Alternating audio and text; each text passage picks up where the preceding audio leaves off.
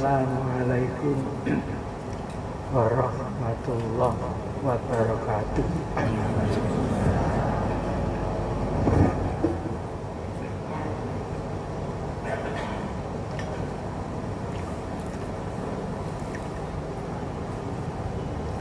Bismillahirrahmanirrahim.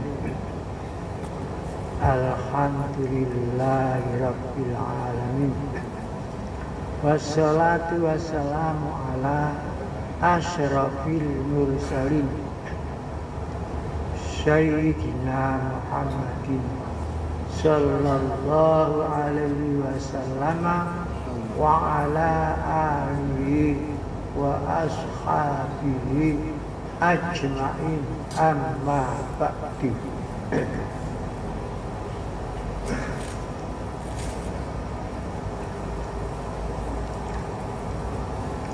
Hadirin wal hadirat yang dimuliakan oleh Allah Ta'ala. Pertama,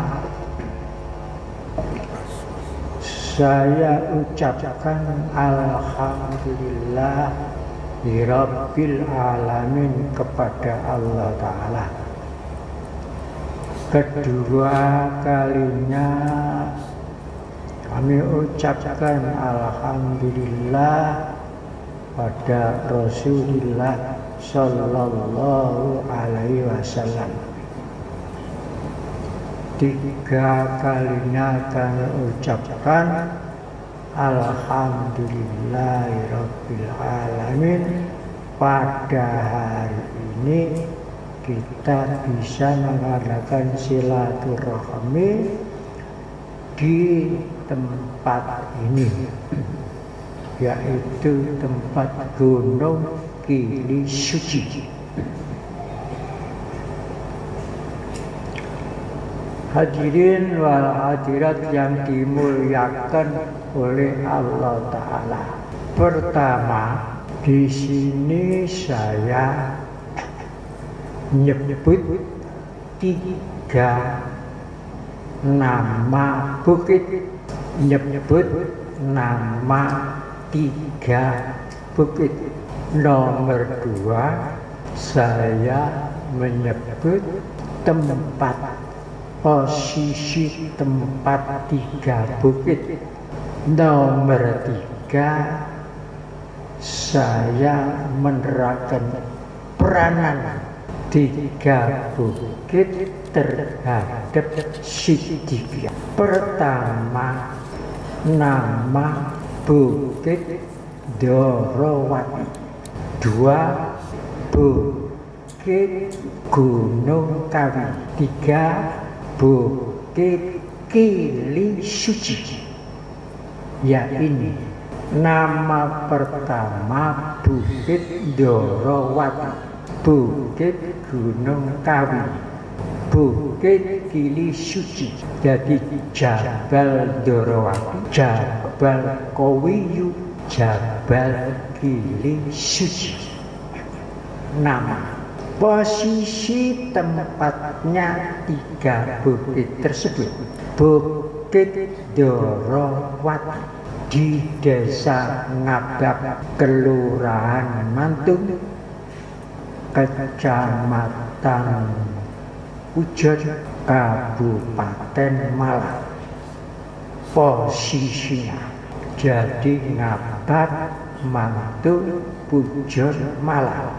Posisi Gunung Kawi di Wonosari, Kecamatan Wonosari, Desa Wonosari, Kabupaten Malang.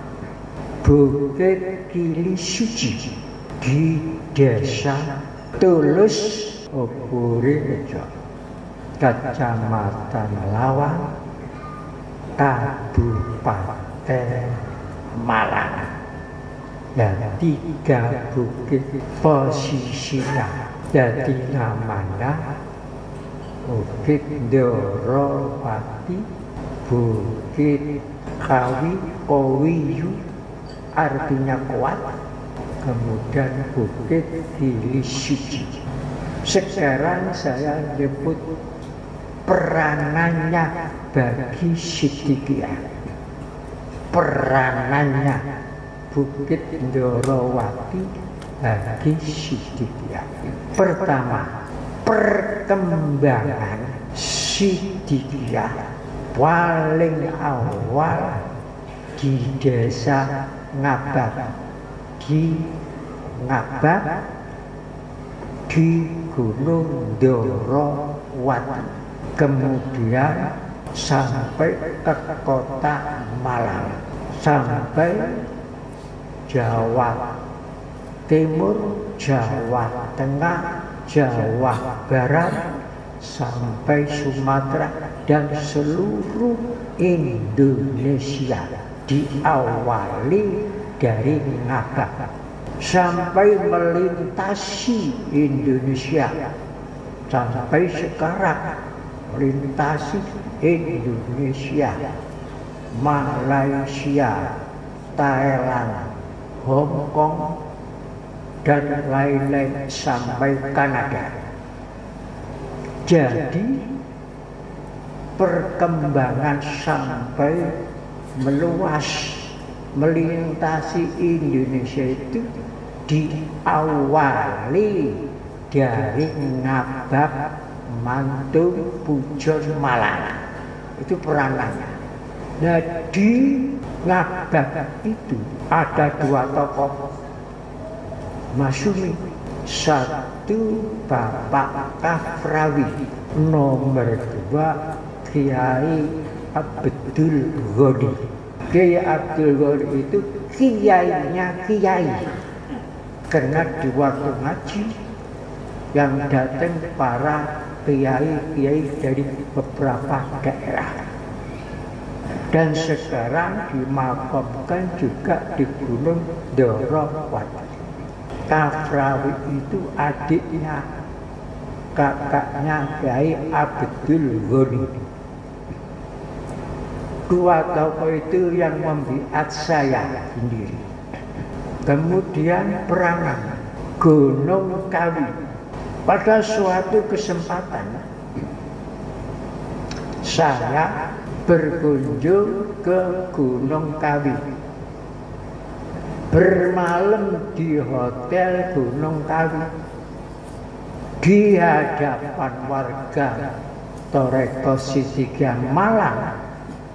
Saya mendeklarasikan bahwa Malang ini saya garis menjadi basisnya Siddiqiyah di Indonesia, menjadi basis. Itu saya deklarasikan di Gunung Kawi. Di waktu saya sering berkunjung ke Malang, yang jadi perhatian saya, gedung-gedung di Malang ini banyak. Satu jadi perhatian, yaitu Hotel Niagara di Lawang, Hotel Niagara.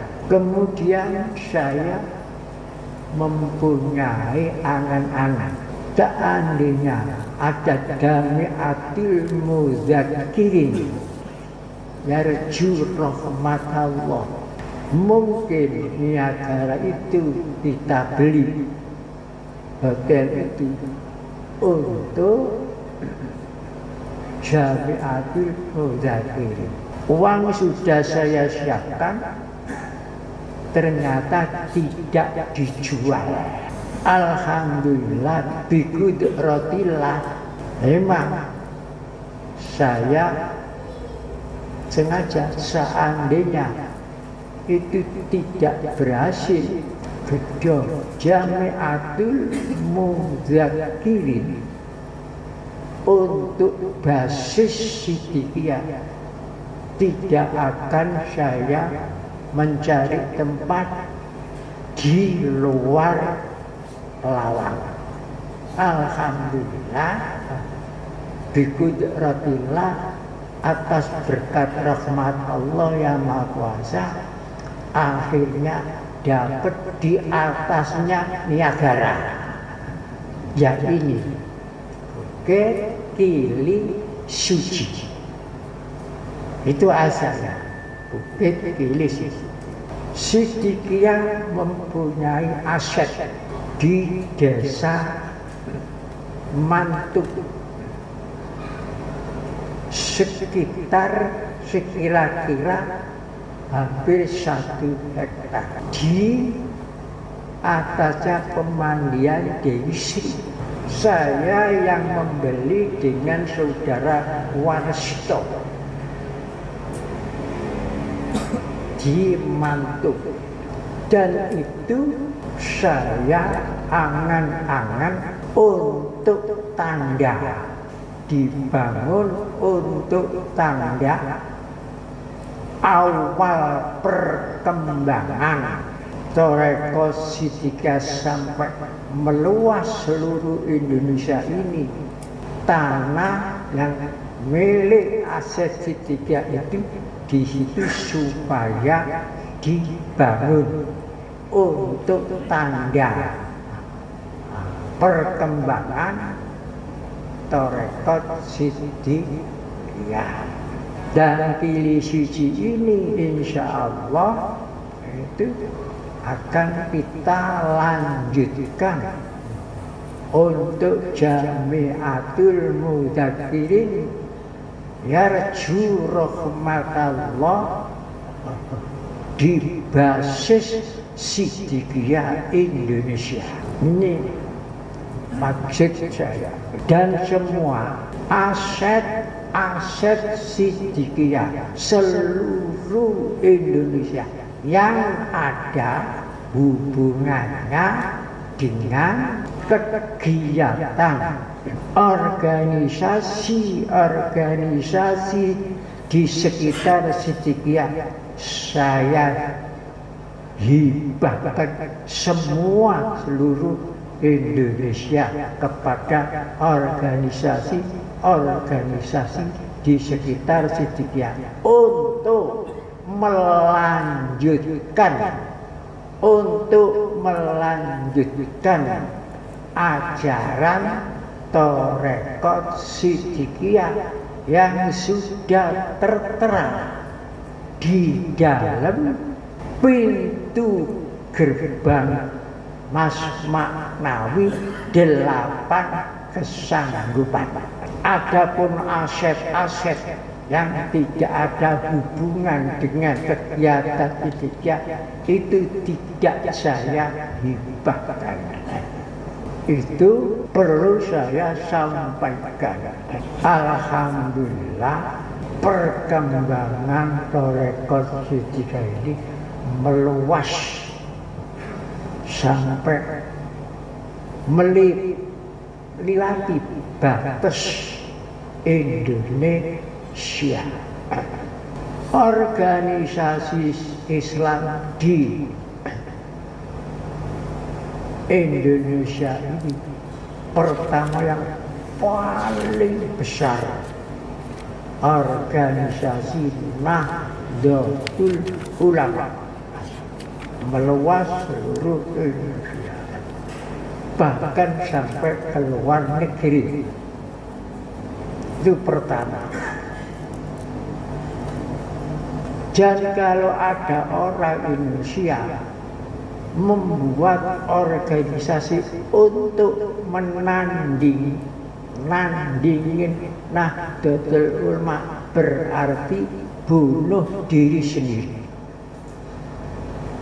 Organisasi Islam yang kedua yang besar di Indonesia, Muhammadiyah, dan meluas seluruh Indonesia, bahkan sudah sampai di luar negeri. Dan kalau ada orang Indonesia ingin membuat tandingan Muhammadiyah, berarti bunuh diri.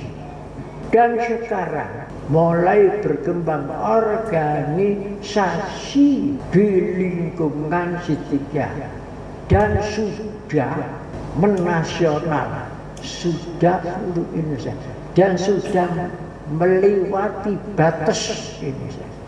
Oleh sebab itu, jika ada orang Indonesia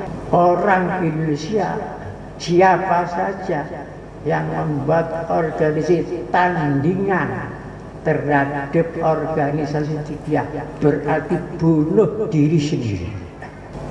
Yang selamat daripada bunuh diri, daripada sia-sia, ada perintah dalam Al-Quran. Satu perintahnya, sabiqu ila maghfiratin mir rabbikum. Hendaklah kamu perlombaan menuju ampunan Allah. Itu selamat. Itu adalah perintah. Nomor 2, fastabiqul khairat, maka perlombaanlah kamu supaya menuju kebaikan. Itu perintah Allah dalam Al-Quran. Jadi diperintah perlombaan hanya 2 itu. Perlombaan menuju ampunan Allah, mohon ampun kepada Allah. 2, perlombaan menuju kebaikan yang diperintahkan oleh Allah. Di luar 2 itu tidak ada perintah perlombaan di Al-Quran. Dan melaksanakan perintah perlombaan dari Allah itu namanya ibadah. Dan ibadah itu adalah syukur kepada Allah dan akan menerima ridho Allah. Tapi kalau perlombaan fitnah, itu yang akan membunuh dirinya sendiri. Oleh sebab itu, warga Tarekat Siddiqiyah harus perlombaan menuju ampunan Allah, perlombaan menuju kebaikan-kebaikan yang diperintahkan oleh Allah. Jangan perlombaan di luar 2 itu. Sia-sia, hidup sia-sia, bahkan merugikan diri sendiri, membunuh dirinya sendiri. Tak akan jadi, tidak akan diridhoi Allah. Makanya saya tekad semua aset Siddiqiyah di seluruh Indonesia yang ada hubungan dengan kegiatan organisasi di lingkungan Siddiqiyah, saya hibahkan semua, apapun termasuk Jamaatul Muzakirin seluruh Indonesia, pesantren aset seluruh Indonesia, pesantren jati diri, semuanya itu untuk melanjutkan ajaran Siddiqiyah, termasuk di dalam 8 kesanggupan. Di antaranya ajaran 8 kesanggupan itu adalah cinta tanah air Indonesia. Begitu pula kepada negara kesatuan Republik Indonesia. Bakti ibu bapak nomor 1, bakti kepada Allah, bakti kepada Rasulullah, bakti kepada ibu bapak, bakti kepada sesama manusia, sanggup cinta tanah air, bakti kepada negara.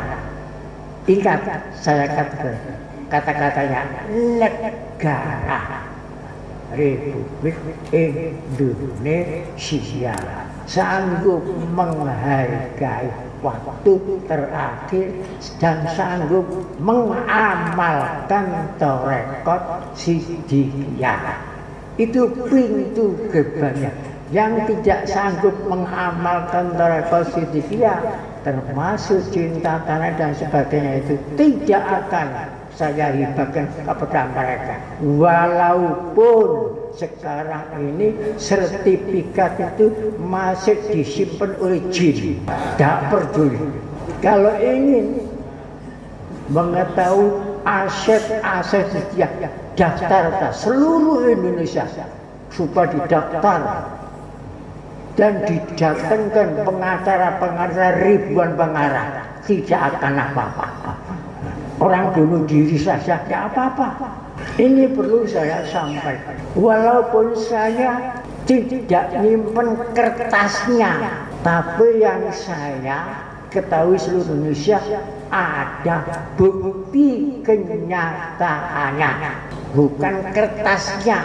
Karena Indonesia mengemukakan fakta, bukan mengemukakan tanda milik atau tanda saja.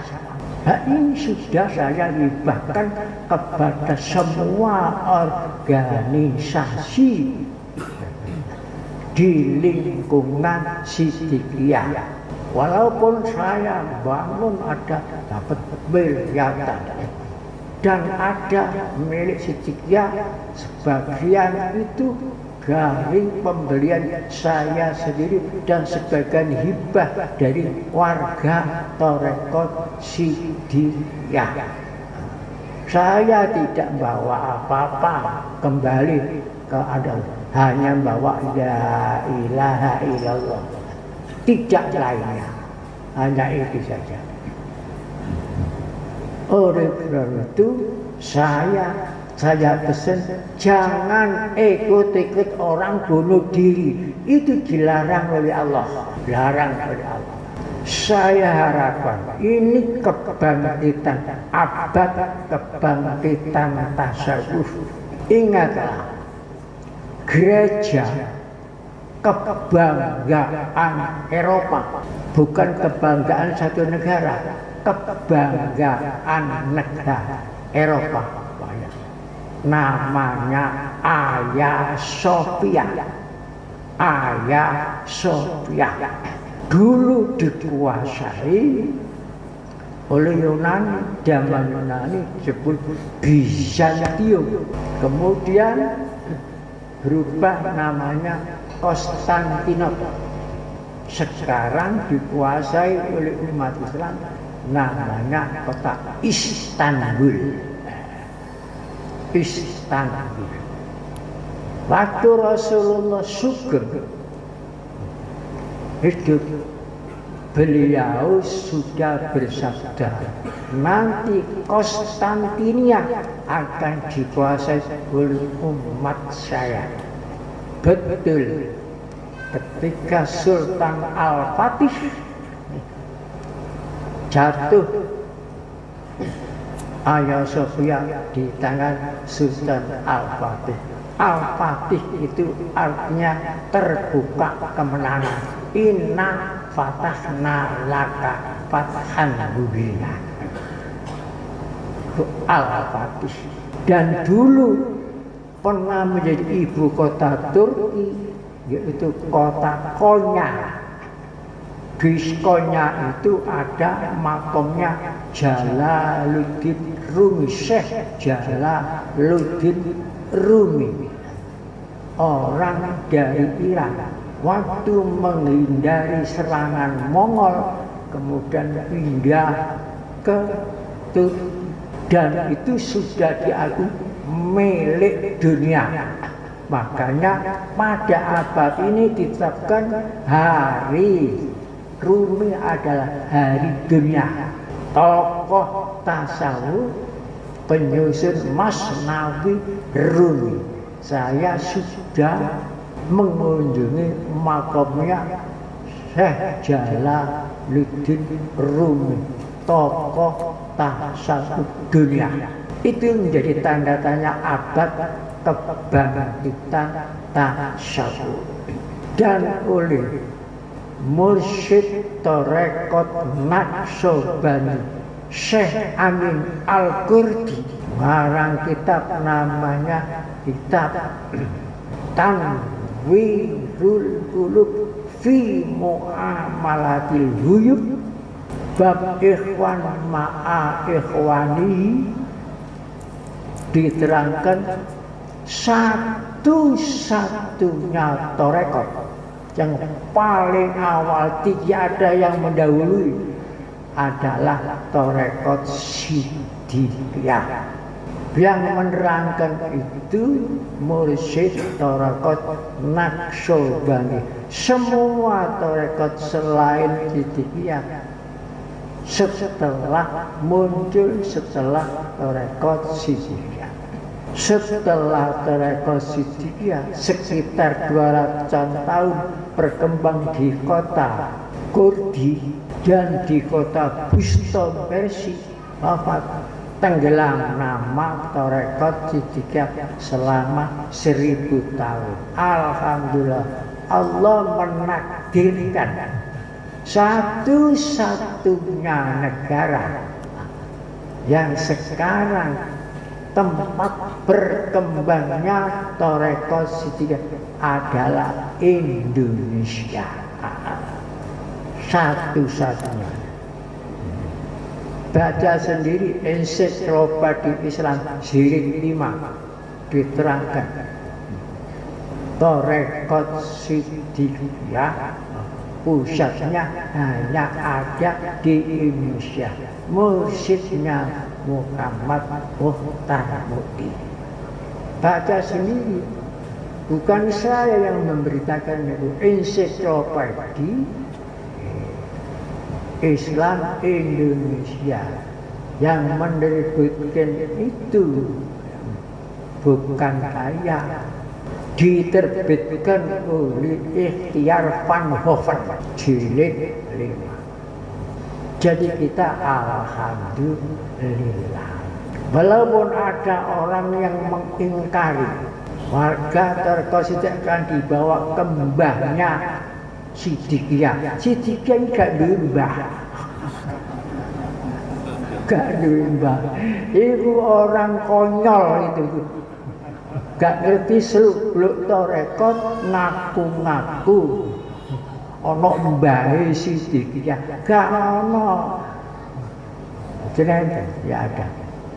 Jadi jangan sampai bunuh diri seperti orang gedabus, orang dusta. Ingatlah, Malang adalah basis Siddiqiyah. Harus kuat. Makanya ini nanti saya sarankan supaya direnovasi, dibentuk seperti Hagia Sophia. Ya, dan Hagia Sophia itu 70 tahun jadi museum. Sekarang pada abad ini kembali lagi menjadi Masjid Agung Turki Hagia Sophia. Roma sedih, Roma. Kenapa kok sampai kembali menjadi masjid? Sedih. Rusia setuju dikembalikan menjadi masjid. Inggris setuju. Roma yang sedih. Ditandai kebangkitan tasawuf, ditandai Roma berada kena corona. Inggris, Roma, Spanyol, apalagi di Cina. Dan juga saya pernah menyusuri jalan sutra dari kota Xi'an di Cina terakhir di Istanbul. Jadi kita itu gak tahu bahwa Siddiqiyah akan meluas. Lambangnya pohon thayyibah. Dan negara Indonesia negara yang serba thayyibah. Letaknya Indonesia ini kepulauannya thayyibah, antara 2 lautan dan 2 benua, ya thayyibah. Bentuknya thayyibah seperti bentuk yang diterangkan dalam Al-Quran, jannatin tajri min tahtihal anhar. Kekayaannya thayyibah. Thayyibah artinya bagus, baik. Kekayaan lautnya, kekayaan daratnya thayyibah. Kemerdekaannya thayyibah. Negaranya berdasarkan ketuhanan Maha Esa thayyibah. Penduduknya thayyibah. Semua penduduk Indonesia penduduk yang beriman, walaupun agamanya macam-macam, tapi semua agama bersumber dari iman. Tidak ada agama yang tidak bersumber dari iman, itu tidak ada. Dan penduduknya ini semua penduduk beriman. Sejarahnya thayyibah.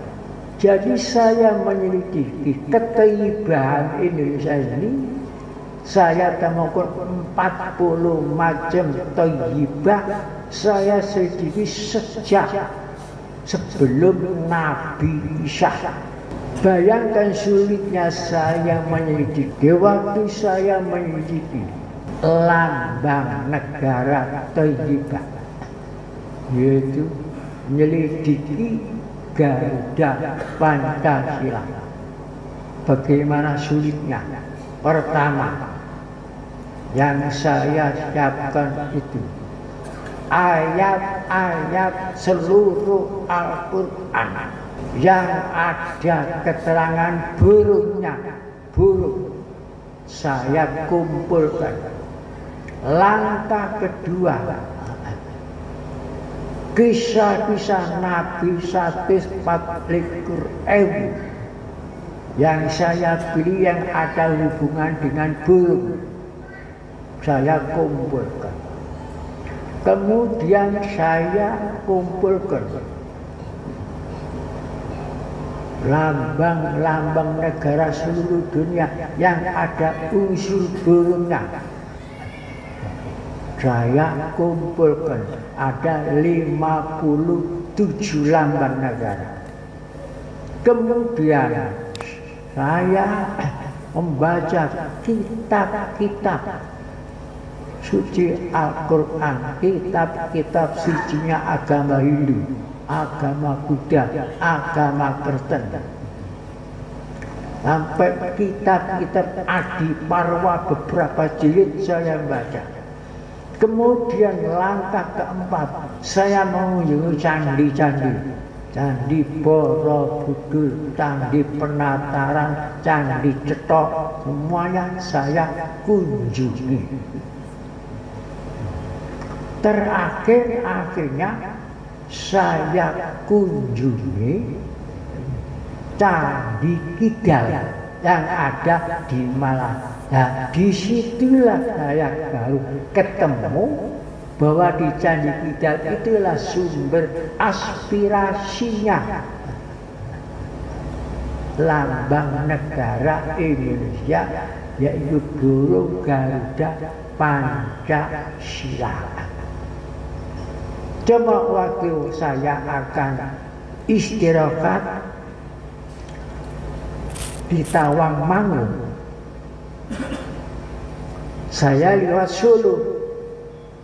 Nah, saya mampir di toko buku Solo.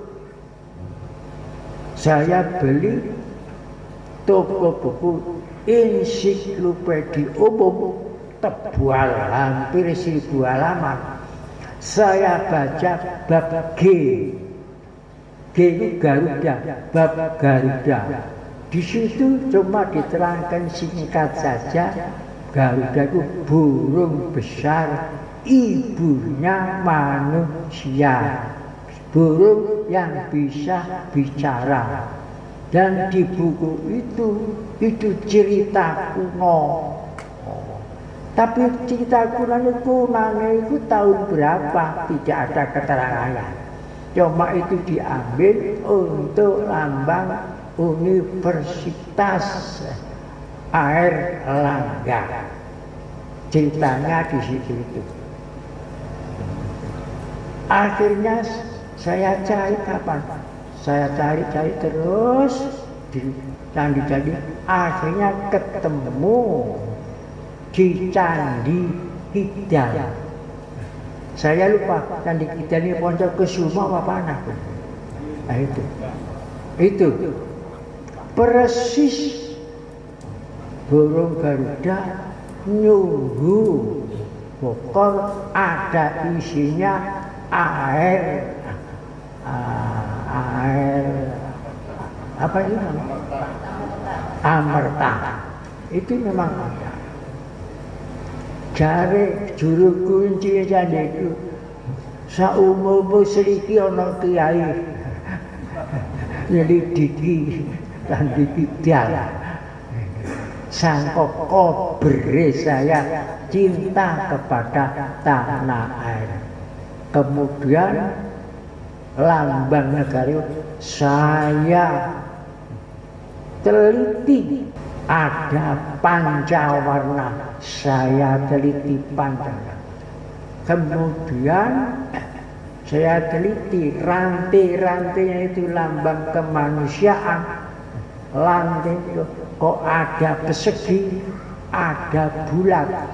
Nah, persegi itu dalam Al-Quran disebut hada. Kalau bulat disebut hadhihi. Jadi sampai situ saya teliti, gandeng terus, dan saya temukan dalilnya itu di surat Al-Hujurat ayat nomor 13. Dan siapa yang nyusun lambang itu? Saya teliti nama-namanya. Termasuk Bapak Muhammad Natsir, Ketua Umum NAPI. Itu saya teliti. Sampai begitu, karena kecintaan saya terhadap negara Indonesia dan bangsa Indonesia. Jadi syukur saya itu saya wujudkan dalam organisasi di lingkungan Thoreko Sidiria. Sampai syukur saya itu bukan syukur hanya lambe saja. Saya begitu jadi pintu gerbangnya Thoreko Sidiria, saya masukkan itu. Sampai saya bahkan syairnya saya namakan. Sampai bisnya saya namakan bis ubul waton minal iman. Sampai sumber-sumber hadis yang menerangkan kubul waton minal iman saya kelompokkan.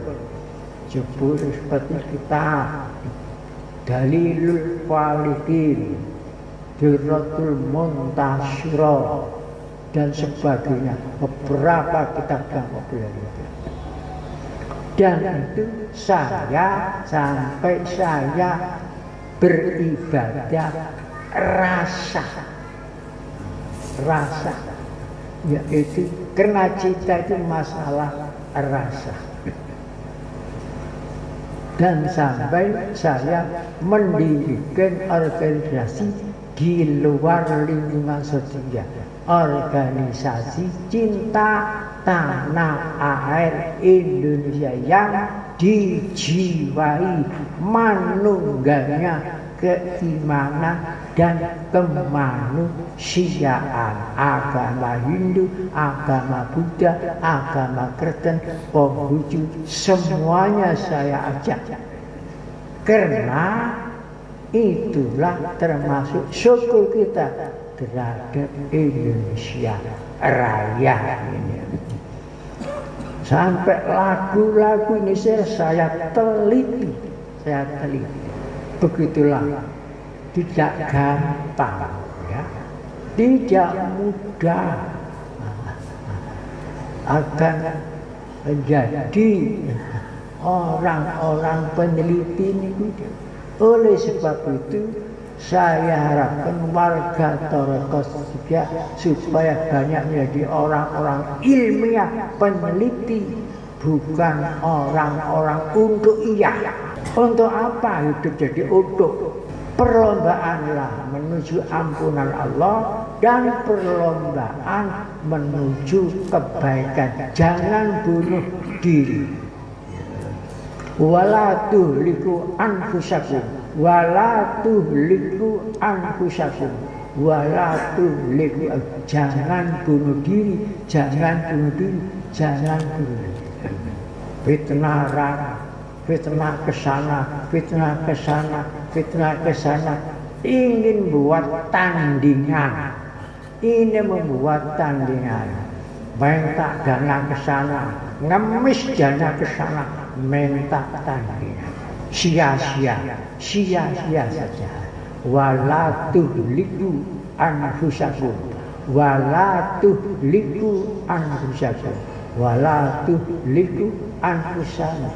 Itu dawuh Allah dalam Al-Quran. Sekian apa yang sudah saya sampaikan ini, mudah-mudahan Allah Ta'ala meridai kepada kita sekalian. Bismillahirrahmanirrahim. Alhamdulillahirrahmanirrahim. Hamdan yuwafi ni'amahu wa yukafi mazida. Ya Rabbana lakal hamdu kama yanbaghi li jalikal karim wa azimu sultanik. Allahumma antas salam wa minkas salam wa ilaika ya'udzus salam fa hayyina rabbana bisalam wa adkhilna jannata darussalam tabarakta rabbana wa ta'ala ya dzal jalali wal ikram ya dzal jalali wal ikram ya dzal jalali wal ikram. Allahumma zidna wa la tanqusna. Allahumma zidna wa la tanqusna. Allahumma zidna wa la tanqusna. Allahumma akrimna wa la tuhinna. Allahumma akrimna wa la tuhinna. Allahumma akrimna wa la tuhinna. Allahumma a'tina wa la tuharrimna. Allahumma a'tina wa la tuharrimna. Allahumma a'tina wa la tuharrimna. Allahumma asirna wa la tu'assir alaina. Allahumma asirna wa la tu'assir alaina. Rabbana atina fid dunya hasanah wa fil akhirati hasanah wa qina adzaban. Walhamdulillahi rabbil alamin. Wassalamualaikum warahmatullahi wabarakatuh.